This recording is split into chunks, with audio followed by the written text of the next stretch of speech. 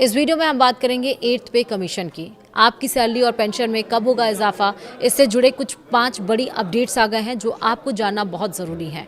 तो इसलिए वीडियो के आखिर तक बने रहिएगा। नमस्कार, आप देख रहे हैं न्यूज़ 18। मैं हूं आपके साथ श्रुति श्रीवास्तव। केंद्रीय कर्मचारियों और पेंशनर्स की नई सैलरी के लिए 8वें वेतन आयोग ने काम तेज कर दिया है। दिल्ली के दफ्तरों से बाहर निकलकर आयोग अब सीधे अलग अलग राज्यों में जाकर कर्मचारियों की समस्याएं सुन रहा है। दरअसल केंद्र सरकार के विभिन्न विभागों में काम करने वाले करीब 1 करोड़ से ज़्यादा कर्मचारियों और रिटायर हो चुके पेंशनर्स के लिए एक बहुत ही काम की खबर है। हर महीने बैंक खाते में आने वाली सैलरी और पेंशन में बढ़ोतरी का जो इंतजार आप लोग कर रहे थे, वह प्रक्रिया अब तेजी से आगे बढ़ रही है। 8वें वेतन आयोग यानी 8th पे कमीशन से जुड़ी कार्यवाही ने अब पूरी तरह से रफ्तार पकड़ ली है। जस्टिस रंजना प्रकाश देसाई की अध्यक्षता में बना यह आयोग अब फाइलों से निकलकर जमीनी स्तर पर काम कर रहा है।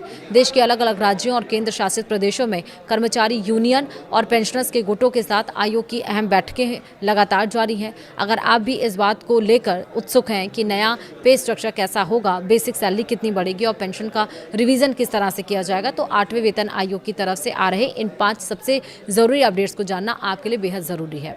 सबसे पहले तो बता दें कि वेतन आयोग का काम सिर्फ दिल्ली के दफ्तरों में बैठकर नहीं हो रहा है। फिलहाल यह आयोग अपने परामर्श और विश्लेषण वाले बेहद अहम दौरे से गुजर रहा है।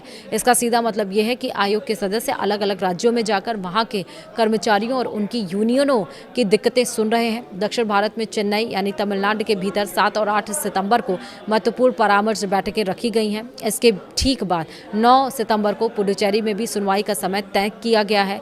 उत्तर भारत की तरफ रुख करें तो चंडीगढ़ में 16 से 18 सितंबर के बीच वहां के और आसपास के राज्यों के कर्मचारी संगठनों से आमने सामने बैठकर बातचीत होगी। वहीं राजस्थान के जयपुर में 31 अगस्त और 1 सितंबर को होने वाली बैठकों के लिए आवेदन जमा करने का काम किया जा चुका है। सैलरी का नया ढांचा तैयार करना कोई आसान काम नहीं है। इसके लिए महंगाई के सूचकांक, देश के आर्थिक हालात और अलग अलग क्षेत्रों से आ रहे वित्तीय प्रस्तावों को बारीकी से समझना होता है और इसी काम को तेजी से और वैज्ञानिक तरीके से करने के लिए आयोग ने अपने कंसल्टेंट यानी सलाहकारों की नियुक्ति से जुड़े नियमों में कुछ जरूरी बदलाव किए हैं।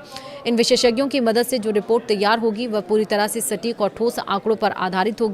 सरकारी कर्मचारियों के बीच आजकल सबसे ज्यादा चर्चा फिटमेंट फैक्टर को लेकर ही हो रही है, क्योंकि इसी से तय होता है कि सैलरी में असल उछाल कितना आएगा। आपको याद दिला दें कि 6ठे वेतन आयोग में यह फिटमेंट फैक्टर 1.86 तय किया गया था। फिर 7वें वेतन आयोग में इसे बढ़ाकर 2.57 कर दिया गया, जिससे बेसिक सैलरी में अच्छा खासा इजाफा देखने को मिला था। अब 8वें वेतन आयोग को लेकर कर्मचारी संगठनों की तरफ से लगातार यह मांग उठाई जा रही है कि फिटमेंट फैक्टर को 3.68 से लेकर 3.83 के बीच रखा जाए।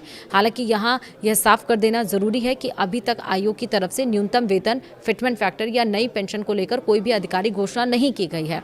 आखिरी फैसला आयोग की पूरी रिपोर्ट और उसके बाद सरकार की मंजूरी पर ही निर्भर करेगा। इस बार वेतन आयोग की यह साफ मंशा है कि पूरी प्रक्रिया एकदम लोकतांत्रिक और पारदर्शी रहे। कोई भी फैसला सिर्फ बंद कमरों में लेने के बजाय आयोग हर विभाग के कर्मचारी प्रतिनिधियों, स्थानीय परिसंघों और पेंशनर एसोसिएशन को पूरा मौका दे रहा है। लोग अपनी समस्याएं और सुझाव लिखित रूप में या फिर बैठकों में मौखिक तौर पर सीधे आयोग के सामने उठा सकते हैं। तय समय सीमा के मुताबिक 3 नवंबर 2025 को गठित किए गए इस 8वें वेतन आयोग को अपनी पूरी रिसर्च, सिफारिशें और फाइनल रिपोर्ट तैयार करके सौंपने के लिए 18 महीने का वक्त दिया गया है।